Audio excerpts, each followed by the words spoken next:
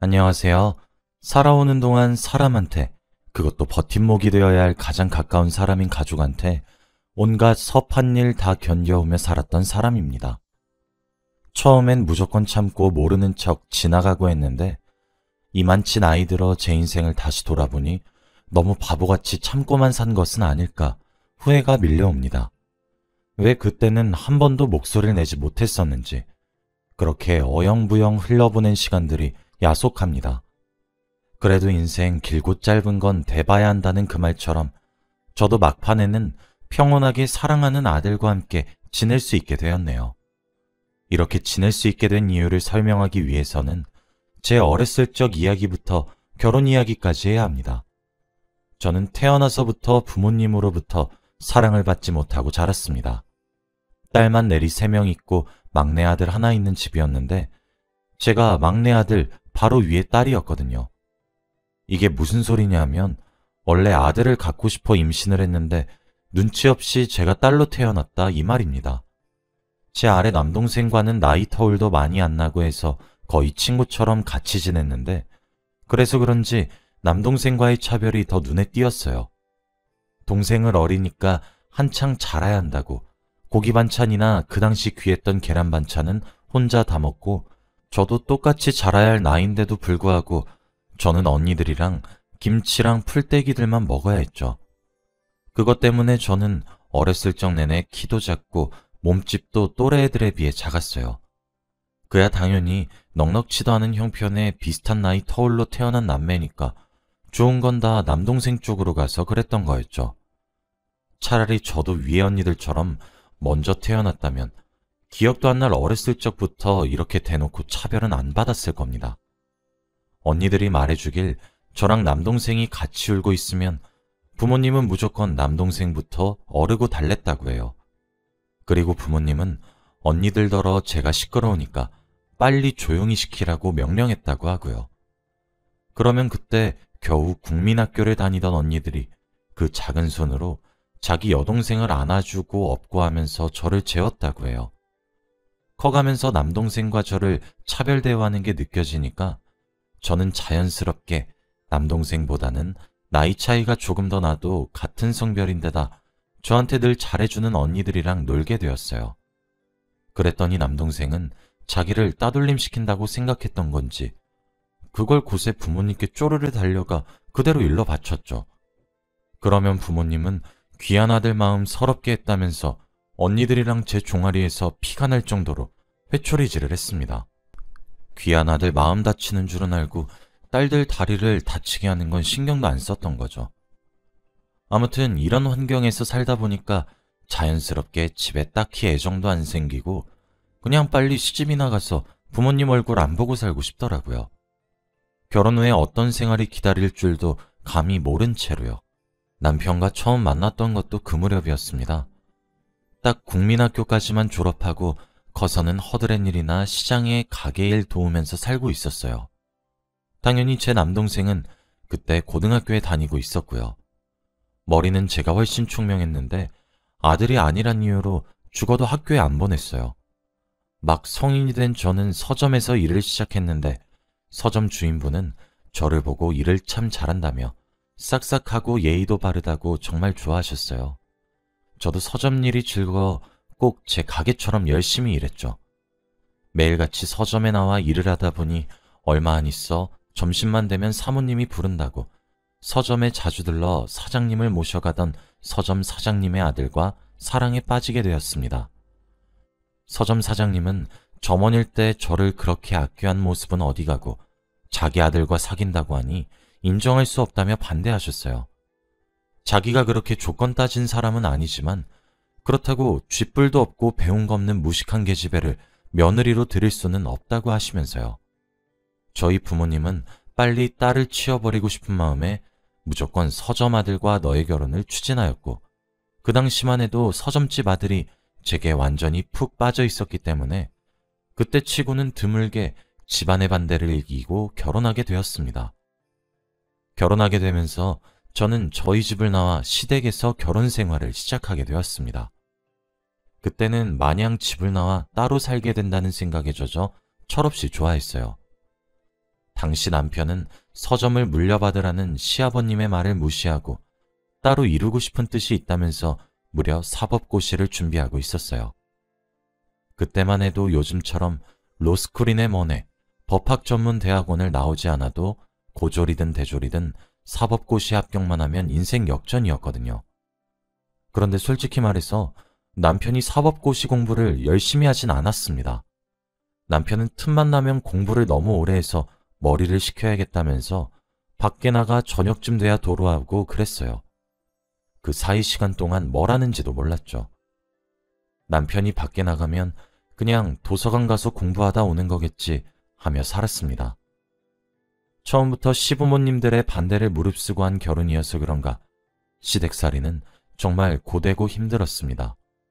원래 살던 집에서는 남동생과의 차별 때문에 견디기가 힘들었고 결혼하고 나서부터는 시부모님 구박을 견디기 힘들었어요. 시아버님이야 차라리 아침 일찍 서점일 보러 나가시고 저녁에 돌아오시니 괜찮은데 그 시간 동안 계속 집에 같이 있어야 하는 시어머님은 집요하게 저를 괴롭히셨습니다. 저더러 친정에서 뭘 배운 거냐며 가진 것 없고 배운 것 없어도 며느리로 받아줬으니 할 줄 아는 것도 아무것도 없으면 어떡하냐고 매일 타박하셨어요.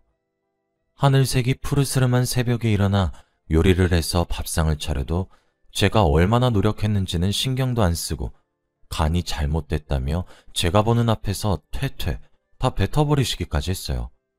그러면 눈물을 삼키고 또 죄송하다고 다시 내오겠다고 하고 부엌으로가 몰래 눈물을 훔쳤었죠. 결혼하고 해가 바뀌자 시어머니는 아이를 독촉하기 시작했습니다. 아니, 정확히 말하면 아이가 아니라 아들이었죠.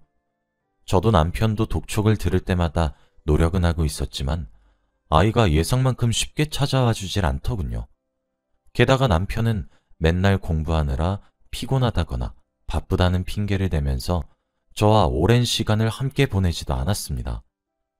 시어머님은 이미 아이가 생기고도 남을 결혼 연차인데 아직도 무소식이라서 제가 눈에 띌 때마다 네가 매번 그 모양 그 꼴이니까 자기 아들이 허구한 날 밖으로 쏘다니는 거 아니냐고, 아내가 사랑스러우면 당연히 집에 붙어 있지 않겠냐며 꾸중하셨어요. 그 말에 저도 나름대로 외모를 가꾸고 남편에게 여러 번 대화를 시도했지만 남편은 무관심한 태도로 일관했습니다. 그런 남편의 태도에 상처도 참 많이 받았고요. 그래도 노력이 완전히 헛되진 않았는지 이윽고 저는 임신을 하게 되었습니다. 이때만큼은 시부모님도 같이 기뻐해 주시더라고요. 물론 꼭 아들을 낳아야 한다는 말도 덧붙이면서요. 아이가 생기면 이유 없이 밖으로 돌아다니는 남편의 방랑벽도 어느 정도 고쳐지고 마음을 다잡고 사법고시 공부에 집중하게 될 수 있을 거라 희망을 품었습니다. 아무래도 자기 아이가 생기면 자연스럽게 자기가 처자식을 부양해야 한다는 책임감이라는 게 생길 수밖에 없으니까요. 아들을 낳아줄지도 모른다는 이유로 어렸을 때는 남동생한테 밀려 단 한 번도 제 몫으로 먹을 수 없었던 고기도 먹어보고 계란 반찬도 푸짐하게 먹어봤어요. 이게 뭐라고 먹으면서 저는 못 먹게 했는지 서러운 마음에 눈물이 다 나더군요. 임신을 한 동안이 남편과 결혼하고 가장 마음 편하게 지낸 기간 같아요. 그때는 시어머님도 혹시나 아이 잘못될까 절 배려해서 집안일도 안 시키고 혹시나 아이도 같이 듣고 있다고 말도 조심스럽게 하셨거든요. 그만큼 정성을 쏟은 보람이 있는 건지 저는 10달을 채우고 건강한 사내 아이를 낳았습니다. 다들 아들에게 정신이 팔려 제게는 수고했단 말도 뒤늦게 하셨지만 저도 아들이 태어나 이걸로 시댁에서의 입지가 굳어져서 다행이란 생각만 했습니다. 결국 그렇게 되지도 못했지만요. 처지가 조금 나아지긴 했습니다. 최소한 아들 없거나 보살피고 있을 때는 싫은 소리 안 하시더라고요. 하지만 아들이 태어나면 남편도 정신 차리고 다시 고시 공부에 매진할 거라는 건 완벽한 착각이었습니다. 남편은 태어난 아들에게 반짝 관심을 쏟더니만 그 이후로는 또 전처럼 밖에 나갔다가 저녁이나 되어야 들어왔습니다. 가정이나 공부에 충실하지 않은 남편의 모습을 시부모님은 딱히 꾸짖으지도 않으셨습니다. 대체 어디서 나오는 자신감인지 고슴도치도 제 새끼는 하마마다고 저렇게 방황하다가도 언젠가는 시험에 떡하니 합격해서 큰일 하게 될 거라고 버릇처럼 말씀하셨어요. 저도 그때는 남편에 대한 애정이 남아있을 때이니 그러려니 했지만 지금은 압니다. 큰일은 아무나 하나요?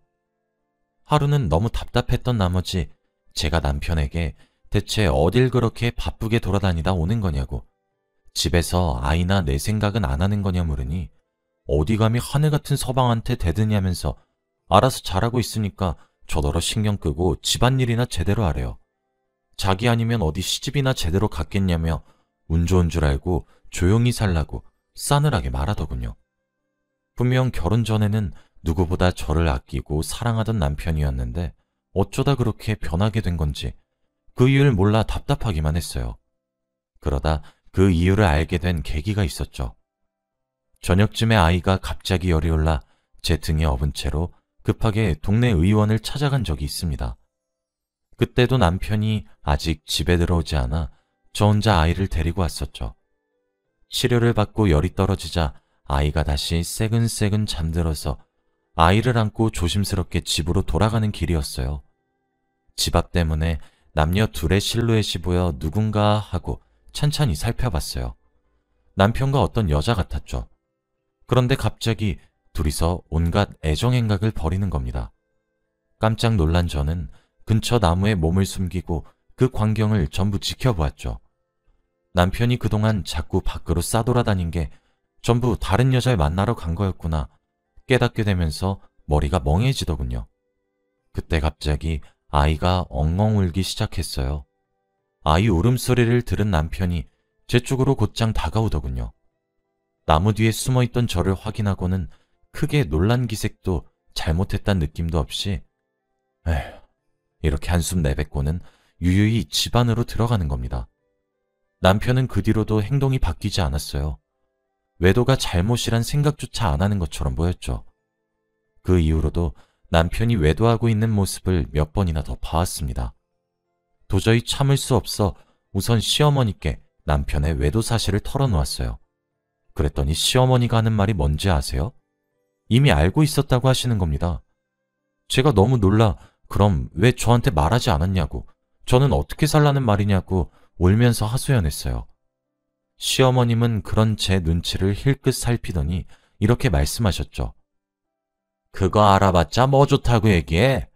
그냥 참고 살아. 다른 집 며느리들은 다 참고 산다는데 넌 왜 못 참아? 그동안 먹여주고 재워줬는데 염치 없이 그 정도도 못한다고 나오는 거야? 아이는 어쩔 거야? 너 못 살겠다고 하면 애는 그럼 평생 부모 한쪽 없는 채로 키울 거냐? 아이 얼굴 봐서라도 참고 살아. 시어머니 말씀까지 다 듣고 나니까 정말로 남편과 헤어질 결심은 안 생기더라고요.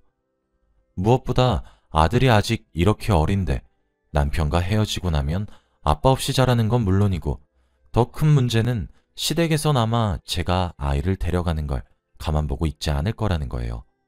무슨 수를 써서라도 아이는 자기들이 키우겠다고 저로부터 빼앗아갈 게 뻔했죠. 저는 아이를 지킬 수 있는 힘이 없었어요. 그때부터 보고도 못 본 척, 들어도 못 들은 척하며 남편과 저는 쇼윈도 부부처럼 지내왔습니다. 그 사이에 남편의 여자도 몇 번이나 바뀐 건지 모르겠네요. 그 사이에 아들이 자라나고 아들도 조금 커서는 자기 엄마 아빠가 친구들 부모님과는 조금 다르다는 걸 눈치채게 되었죠. 아들에게 화목한 가정 환경을 안겨줄 수 없어 미안한 동시에 전부 남편의 외도 때문에 이렇게 됐다는 사실이 분했어요. 남편은 젊었을 적 준비한다는 사법고시도 이미 대놓고 때려친 지 오래였고 그동안 여러 여자들이랑 바람이나 피고 다니며 자기 아들이 어떻게 자라든 말든 신경도 안 쓰더군요. 그나마 늘 제 생각해주는 아들이랑 시간 지나 재개하시는 태도가 많이 다정해지신 시아버님 덕분에 이 집안에서 계속 버틸 수 있었습니다. 결혼하겠다고 말했을 때만 해도 용납할 수 없다고 반대하셨던 시아버님은 어느새 미운 정이 든 건지 아니면 괴롭고 힘들어도 묵묵히 시댁에서 열심히 살아온 제 노력을 알아봐 주신 건지 해가 다르게 저를 아껴주셨습니다. 아마 하나 있는 아들이라고 믿고 있었던 남편이 가업인 서점도 내팽겨치고 사법고시 준비한 데서 내버려 뒀더니 그것도 때려치고 백수처럼 사는 것 때문에 남편에게 크게 실망한 것 같아서였어요. 그런 남편을 시어머니는 무조건 감싸고 돌기만 하니 시어머님과도 의견 차이가 심해서 시아버님이 이따금 제게 와서 믿을 건 저뿐이라며 힘이 되는 말을 하고 가신 적도 많았죠. 게다가 시아버님이 갑작스레 건강이 안 좋아지시자 시어머님은 자기가 평생 수발 들었는데 자기가 이 나이 먹고 이제 곧 죽을 노인네 수발 또 들어야 되겠냐고 시아버님을 모른 채 하시고 남편도 자기를 탐탁지 않게 여기는 뒷방 늙은이한테 신경 쓰기 싫다면서 죽고 나면 어차피 유산 떨어지니 그것만 먹으면 그만이라고 더는 귀찮게 굴지 말라 했죠. 저랑 성인이 된 아들만 시아버님 간호해드리고 혹여 외로우실까 말동무해드리고 하면서 지냈습니다. 새삼 자기도 평생 서점일에 몰두하느라 자기 아내랑 아들한테 신경을 못 써줬다고 그래서 이렇게 돌아오는 거라고 분명 벌 받는 걸 거라며 우시는데 저는 시집오고 시아버님 오시는 걸 처음 봤어요. 시아버님 간병하면서 시아버님도 그동안 많이 외로우셨는지 제게 이런저런 이야기들을 참 많이 해주셨어요. 시아버님도 시어머님이랑 남편이 자기를 얼마나 귀찮게 구는지 이미 알고 계신다고 하시더군요. 원래 젊었을 적부터 시어머님도 아버님 재산 때문에 사랑 없이 결혼한 거고 남편도 그동안 줄곧 그런 구닥다리 서점 같은 거 하지 말고 가게 건물이나 팔아서 그 돈 자기한테 달라고 몇 번이나 졸랐대요. 가만 생각해보면 남편은 저랑 결혼하고 나서도 좋은 투자처에 있다고 해서 아버님 여윳돈을 다 날려먹은 게 한두 번이 아니었죠. 사실 시아버님이 가게 건물이며 갖고 계신 재산이 꽤 되세요. 그런데 본인이 돈 돌아가는 원리는 영 모르겠다며 그냥 꽁쳐두시기만 하고 돈을 안 굴리셔서 그렇죠.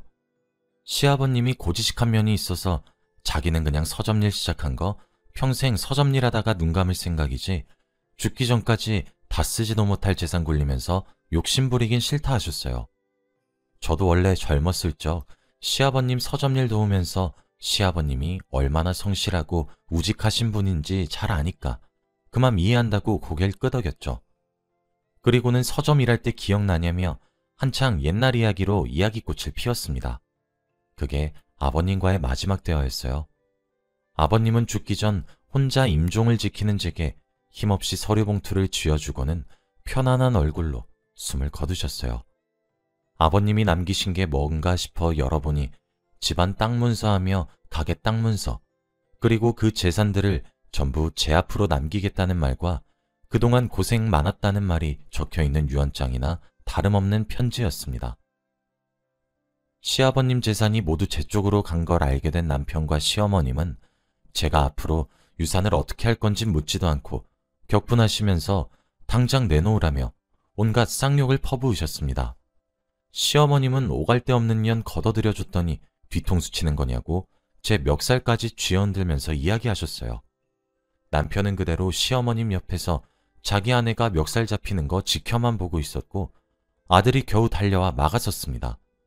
그때 시어머님이 저를 아들 쪽으로 퍽 떠밀면서 그 힘에 밀려 아들과 저는 함께 뒤로 쓰러지고 말았습니다. 아들도 갑작스럽게 자기 쪽으로 제가 쓰러지니까 저를 받으려 하다가도 무게중심이 뒤로 쏠려 저를 보호한 채로 뒤로 넘어지고 말았죠. 그런데 하필이면 아들이 쓰러지면서 바닥에 박힌 돌에 머리를 부딪히고 말았습니다. 저는 가까스로 정신줄을 붙잡고 구급차를 불러 병원으로 달려갔습니다.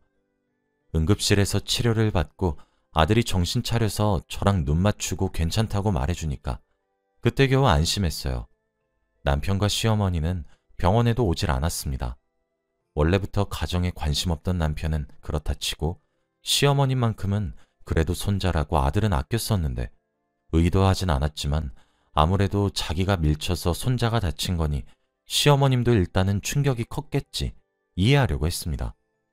그런데 아들을 부축해서 겨우 집으로 돌아오니 시어머니가 제 방이며 아들 방이며 아주 이잡듯 뒤지면서 서랍 하나하나, 책 페이지 하나하나 살펴보다가 돌아온 저를 보더니 또 저더러 이 망할 년이 유언장이며 땅 문서 다 어디 숨겼냐고 고래고래 소리를 지르시더군요. 이쯤에서 시어머님을 이해하길 포기한 것 같아요. 사실 시아버님께 유산 물려받고 이걸 받아도 되는지 받게 되면 시어머님과 남편은 어떻게 되는지 한참을 고민했습니다. 만약 시어머님과 남편이 저나 아들에게 그런 짓만 안 했어도 저는 순순히 다 같이 나눠 갖자고 했을지도 몰라요. 시어머님과 남편은 그것도 싫다고 네가 무슨 자격으로 3분의 1을 들고 가냐고 할 사람들이긴 하지만요. 하지만 시어머니가 이러는 꼴을 보니 결심이 서더군요. 남들이 보기엔 배은망덕하고 뻔뻔하다고 할 수 있어도 눈 딱 감고 시아버님이 저한테 물려주신 데에는 다 그만한 이유가 있겠거니 받아들이기로 했습니다. 어쩌면 그동안 고생하며 살아온 거 생각해서 이렇게라도 보상을 받고 싶었던 걸지도 모르죠. 절대로 이혼 안 하려던 남편을 두고 그의 전상간녀를 전부 찾아가 살해하겠으니 법정에서 남편과의 외도 사실을 인정해달라고 부탁하고 그동안의 외도 증거를 모두 모았어요. 법정 싸움이 오랜 시간 지속된 끝에 다행히 제가 승소하게 되었고 전 완전히 남편과 시어머님과 남남이 되었습니다. 재판이 진행되는 도중이며 끝난 후에도 시어머님이며 정남편은 정신을 못 차렸는지 돈 내놓으라며 협박했지만 돈 없는 협박까지 모두 녹음하거나 저장해서 증거로 넘기고 재판 끝나자마자 아들과 함께 몇 년간 해외에 있다가 시어머님 돌아가셨다는 소식 전해 듣고 한국으로 돌아왔습니다. 재판 이후에 갑자기 치매가 도져서 전 남편한테도 버림받고 요양병원 같은 시설에 들어갔다가 몇 년 못 버티고 돌아가셨다네요. 역시 나쁜 짓 하고 살면 벌은 받는 법인가 봅니다. 아들 머리를 잘 살펴보면 여전히 흉터가 남아있는데 볼 때마다 마음이 아파요. 괜히 이런 일을 겪게 미안하고 또 그럼에도 불구하고 어렸을 때부터 꼭 제 곁을 지켜온 아들에게 고마운 마음도 큽니다. 한국으로 돌아오고 나서는 시아버님의 뜻을 이어서 작은 서점을 새롭게 열었어요. 시아버님이 부디 제 결정을 보고 하늘에서 기뻐하셨으면 합니다.